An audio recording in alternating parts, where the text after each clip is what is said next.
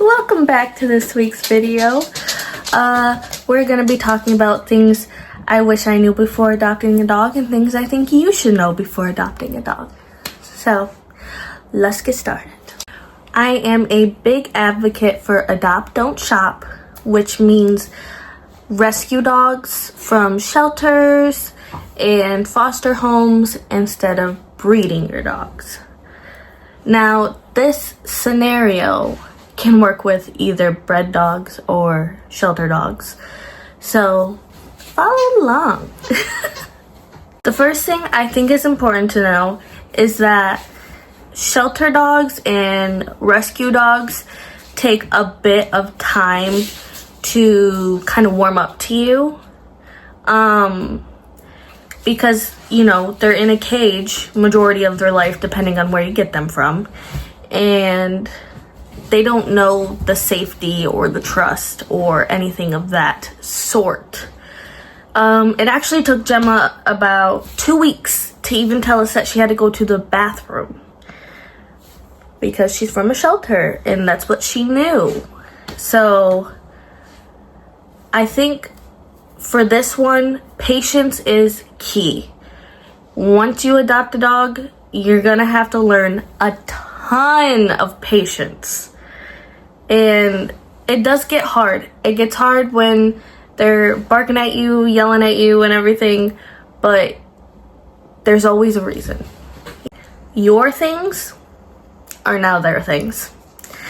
Yeah, I had to learn this one the hard way. My stuffed animals, hers. My slippers, hers. To be fair though, my slippers look like stuffed animals. And the bed, June and I were very adamant, like, we have white sheets, so we were like, let's not put her on the bed. That lasted all of 8 hours. Our things are now their things. You share. Your vacuum cleaner is about to be your best friend. Cause, oh my goodness, depending on the dog breed you get. So like if you got a Chihuahua or a Dachshund, you probably won't need to vacuum as much. However, we have a Jindo, or like if you have a Husky or a Pomeranian, they shed so much. I vacuum every single day, sometimes twice a day, and there's still hair everywhere. And also, it's important to know that when they get scared and start shaking, they lose more hair. So when they're nervous, they're gonna shed even more. And during from winter to spring, they shed their undercoat. That keeps them warm, and now their body and fur is getting ready for the warm weather. So keep a brush handy, and I'll recommend some in the description below. Dogs really tend to gravitate towards one person. Obviously, if your dog is friendly, they're gonna love every single person, everybody in the world. Like Gemma does. She sees a person, she's excited. She sees a bird, she's excited. She sees another dog, she's excited. You breathe a certain way, she is excited. However, there is one person who she trusts 1000%, and that person is me. I'm very grateful to be that person. And I do not take it for granted because I know it took her a long time to get here. So, like, when, you know, dogs don't usually like baths. So when I shower, I have to leave the door open so she knows that I'm okay. If June and I are in an argument, she sits by me. June will smack my butt as a husband does, and she has tried to lunge at him before. It is just, especially in Jindo breeds specifically, they are known to be loyal to one person, and it's a way of like, kind of like resource guarding. They're doing that with a person, and it is important to redirect, and it's important to kind of show them that it is okay. This one I'm sure everybody knows, but vets are expensive. And they're more expensive depending on where you live in the world. So for example, my dogs at home who are with grandma and grandpa, their heartworm medicine is about $300. For Gemma to get medicine and get a full checkup, it was like $75, and we're in Asia. So it really depends where you are in the world, but no matter where, vets are expensive, and it's a cost you're gonna have to save up for, or have a savings for, because you never know what's gonna happen. And it is important to look into pet insurance. I know a lot of people are like, well, pet insurance is another expense for every month. Yes, it is.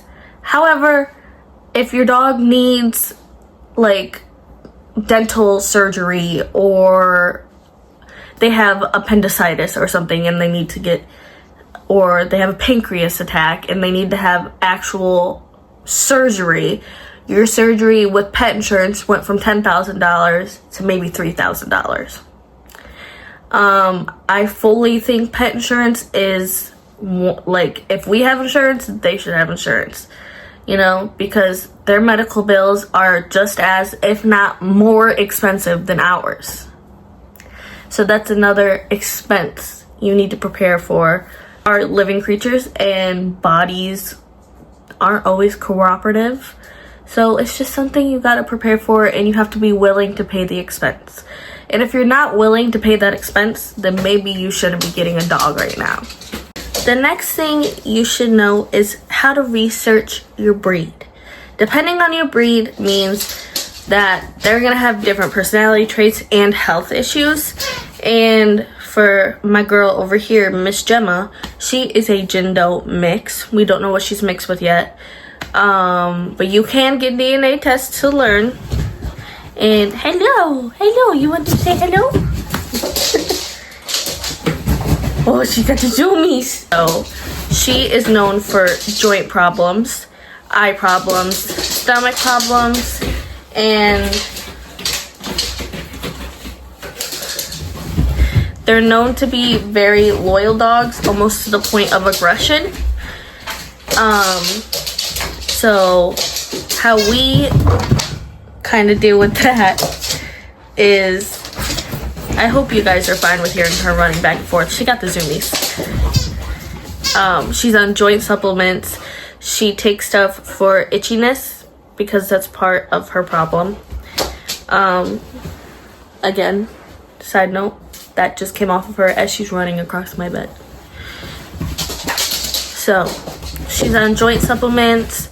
She doesn't need any eye supplements quite yet, as she still is only a puppy, but she does run around a lot. She walks up and down stairs a lot, so it's important we keep her joints healthy, especially because it's part of her breed to have bad joints. She's on sensitive stomach food. She often gets rice as a substitute for things, just in case, because she does throw up a lot because it's part of her breed. And we redirect her aggressive behavior if she's ever showing any. It's just important to know exactly what you're getting into to the best degree possible.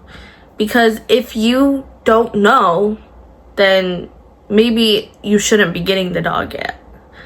And I'm not saying this as like a professional of like dog knowledge, you know, but I have had a dog since I came out of the womb. And at one point I had 4 dogs at one time, all different breeds, all different health problems, all different personalities. And my first job was working with dogs, and so I am very knowledgeable of the topic.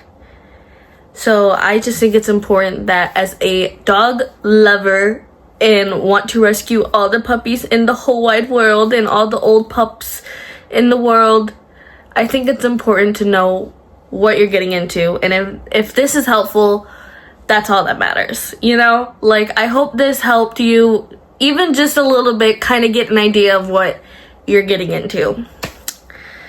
So yeah, I hope you enjoyed this short little video, and I will see you in the next one. Bye!